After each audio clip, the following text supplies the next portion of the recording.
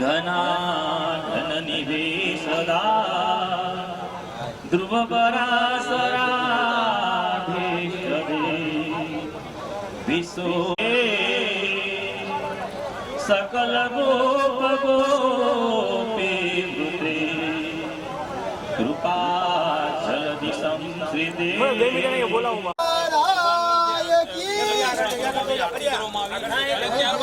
નદીની વચ્ચે જઈને તેમને જે જળાભિષેક છે તેમને જળ કરવામાં આવ્યું અને હવે આ જે જળ છે તે જળ લઈને ફરીથી નિજ મંદિરે તેમને પરત લઈ જવામાં આવશે અને ત્યારબાદ प्रभु जगन्नाथ जी महादेव